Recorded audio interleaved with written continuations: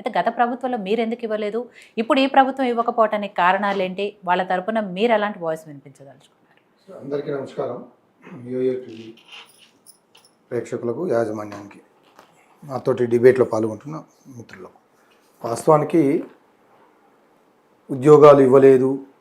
తెలంగాణ వచ్చిన నీళ్ళు వచ్చినాయి, తెలంగాణ వచ్చిన తర్వాత నిధులు వచ్చినాయి, తెలంగాణ వచ్చిన తర్వాత ఉద్యోగాలు వచ్చినాయి. ప్రైవేట్ సంస్థలలో వచ్చాయి, క్రియేట్ చేశాడు.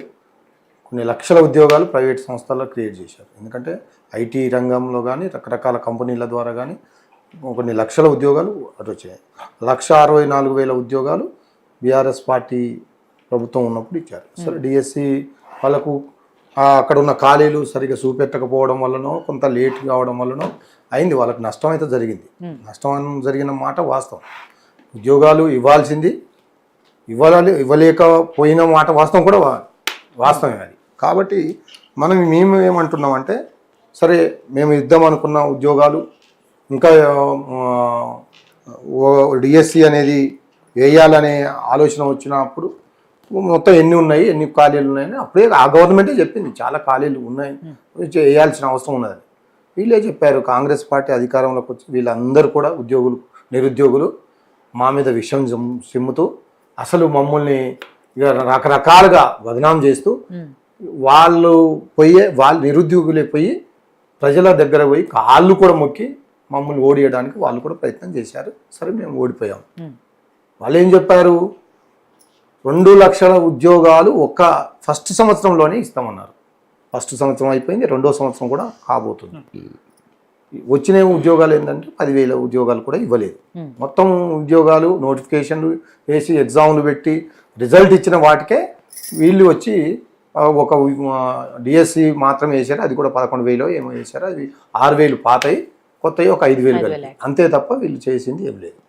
కాబట్టి మేము అడుగుతున్నాం, నిరుద్యోగులు లాస్ అయ్యారు. మీరు చేస్తామన్న ఎందుకు ఉద్యోగాలు చేయడం లేదు, ఎందుకు వేస్తా లేదు?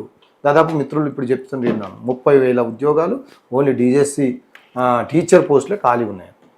ఇవ్వండి, మీరు చెప్పారు కదా ప్రతి ఉద్యోగం ఇస్తాము అని, మీరు భాష చేశారు కదా, మోసం చేశారు కదా.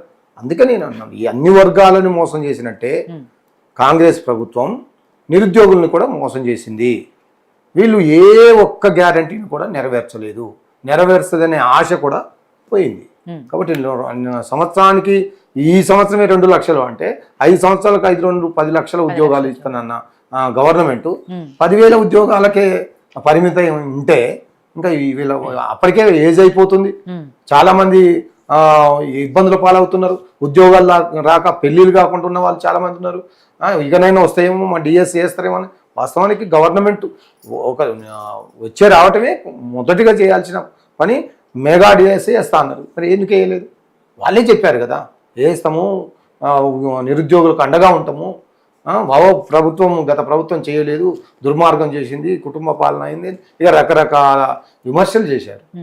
మరి వీళ్ళు ఎందుకు చేయడం లేదు? చేయమని అడుగుతున్నాం కదా. కాబట్టి నిరుద్యోగులు లాస్ అయిన మాట వాస్తవమే. ఖచ్చితంగా వాళ్లకు బీఆర్ఎస్ పార్టీ అండగా ఉంటుంది. డిఎస్సి వేయాలని డిమాండ్ చేస్తున్నాం మేము కూడా. వాళ్ళకు ఉన్న ఇప్పుడు ఏమన్నంటే డిఎస్సి వేయొద్దని ధర్నాలు చేస్తున్నారని మొన్న రేవంత్ రెడ్డి గారు మాట్లాడారు. వాళ్లకు సపోర్టు బీఆర్ఎస్ పార్టీ చేస్తున్నారు. ఏమన్నా వాళ్ళు ఉద్యమాలు చేస్తే అది ప్రతిపక్ష పార్టీలకు అంటగట్టడం, వాళ్ళను ఇబ్బంది పెట్టడం, ఈ ప్రయత్నాలు చేస్తుంది. వీరే అక్కడ కోచింగ్ సెంటర్ల దగ్గర పోయి ఇదే రాహుల్ గాంధీ గారు, ఇదే వాళ్ళు డిఎస్సి వేస్తాము, అన్ని ఉద్యోగాలు ఇస్తామని నమ్మబలికి మరి ఇప్పుడు ఎందుకు అది చేయడం లేదు? దీనికి కారణం ఏంది? ఎవరైనా బాధ్యత ఉన్నదా? ఇంకోటి, ఆయనే ఈ శాఖకు మంత్రి కూడా, విద్యాశాఖ మంత్రి ఆయనే, హోంశాఖ మంత్రి అయినా, పోలీసు ఉద్యోగాలు అట్లే ఉన్నాయి. అన్ని ఉద్యోగాలు కూడా అట్లే పడావ పెట్టి వాళ్ళు మాత్రం పబ్బం గడుపుకోవడానికి డబ్బుల మూటలు ఢిల్లీకి పంపించడానికే పనికి వస్తున్నారు తప్ప నిజంగా ఇక్కడ నిరుద్యోగుల సమస్యలు తీర్దాం, మేము ఇచ్చిన హామీలు తీర్దాం. ఎంత దారుణం అంటే, కనీసం మహిళలకు ఇస్తామన్న 2,500 లేదు.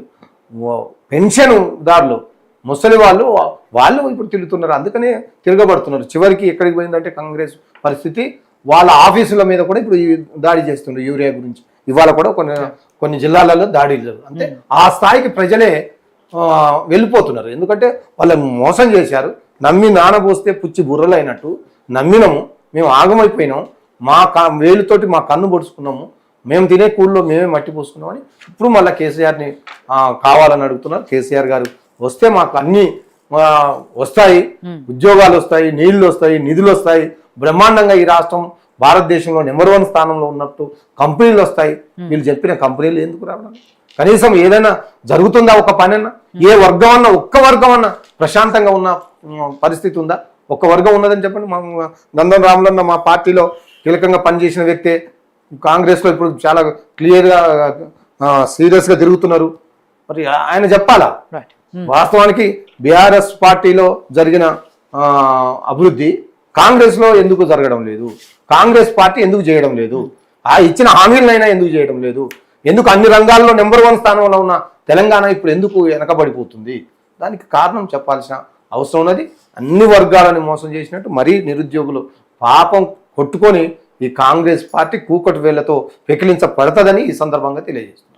అట్లంటే లాస్ట్ టైం అదే నిరుద్యోగుల పాపం మీకు కొట్టుకుందాం, కొట్టుకునే పోయారు కదా వాళ్ళు కూడా. నష్టం జరిగింది కదా, నష్టం జరిగింది, నష్టమే కలిగించారు మాకు.